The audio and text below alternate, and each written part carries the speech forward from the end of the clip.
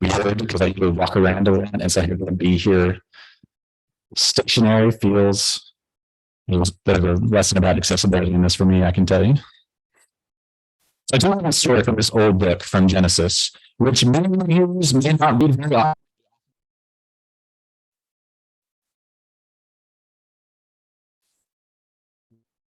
This story.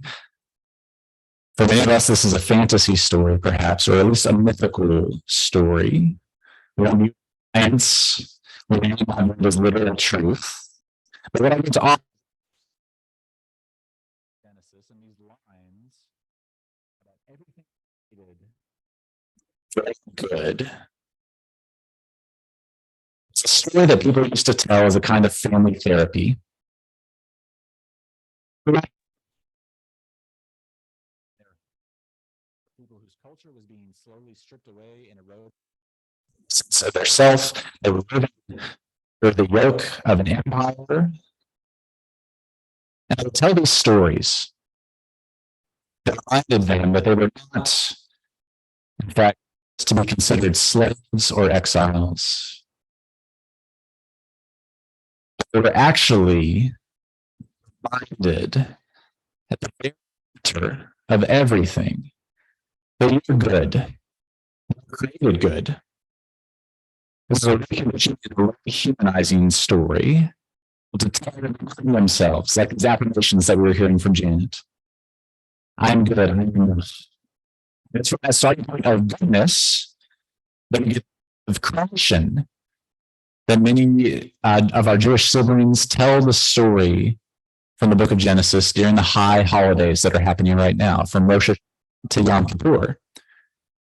And start with the book of Genesis and tell the story of original goodness and how each thing that is created in this story has a purpose, has a reason, that everything is made and then is called good. If you've never read this story, that's the rhythm of the lines. Something is created and then it's called good. Something created and then it's called good.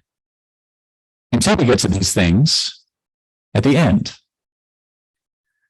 One thing at a time, over and over, with intention is called good. And then when everything is made, when all of it is created, when everything and everyone is present, it's not called good.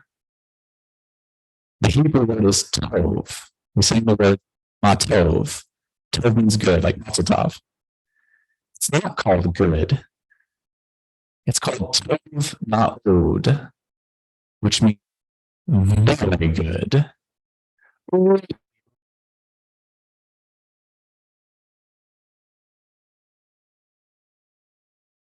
Trying to tell us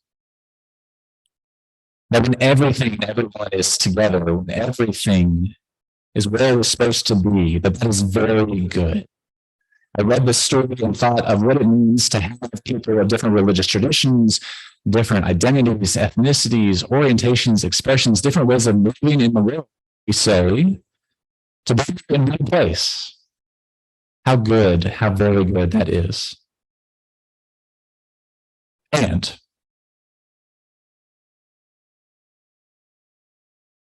that I missed that would make our space, that would make our worship services, that would make more open and accessible for other people. Specifically, I've been thinking about neurodiverse people and neurodivergent people, to think about how we do our services and how accessible it is to more than the people who are just here on Sunday mornings. And I love you all. But some things, if we did some things in a different way, if we offered a different thing, would that help?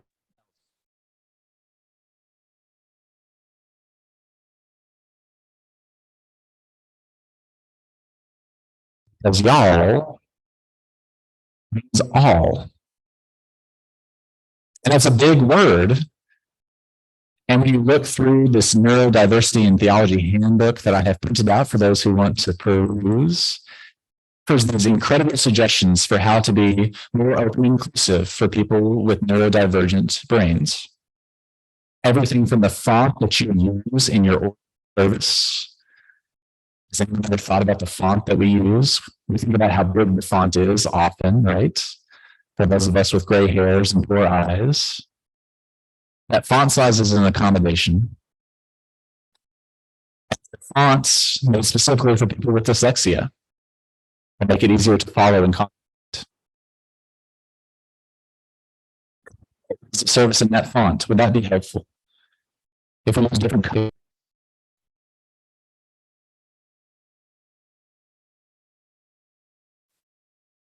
that's an accommodation for people to be able to hear. Stream things online, accommodation for people to be able to access. Everything is an accommodation. The question for us is, how all is all? And if we talk about wanting to embrace all souls and nurture wholeness, how wide do we draw that all? It's very easy to get bogged down in just the sheer number of resources there are to help folks access this good news. And I can feel a little bogged down and feel a little down in myself that feels like too much to do. It's too much, it's too expensive. Of my time. That's the story from Genesis. And it's helpful for me. So this story, the creation of the universe was not done all at once. It took a while. And each step of the way, there's an affirmation that this is good. This new thing that we're trying, this is good. This new thing that we're trying, and that new thing that we're thinking about, that's good. At the end of the process, if all are welcome and included, if everything is there, if we feel like we are open and accessible to as many people, going to walk, to move, to roll, to stumble, to crawl through our doors. That'd be good.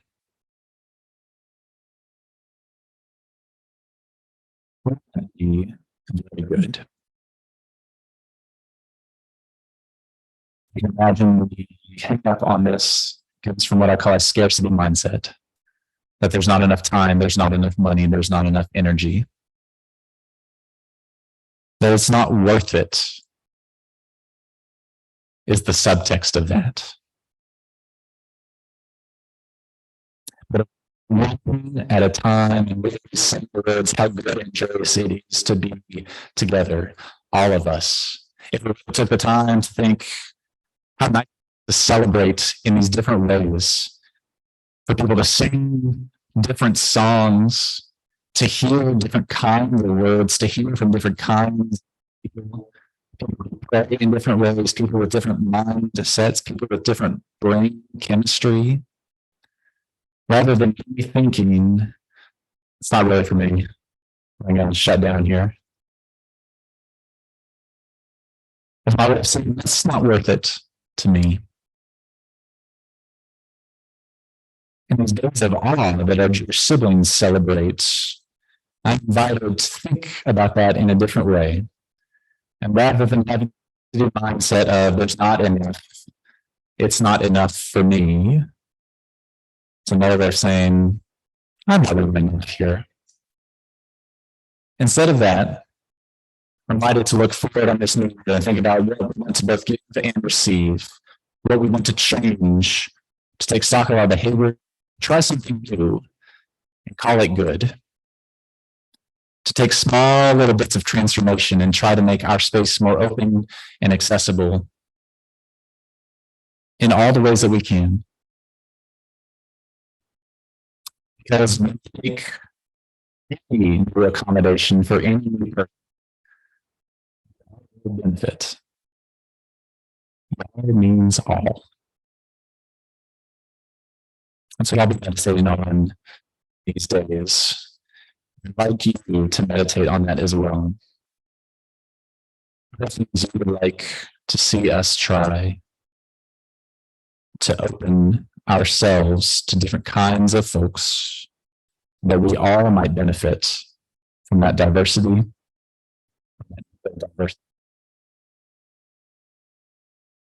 from all that is very good. It be so.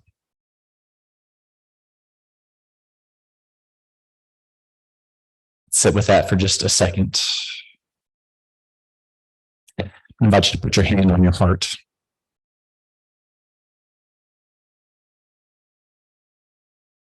The heartbeat. A chest that reminds you you're good. Good. Good. You're good. You're good. You're good. You're good. You're good.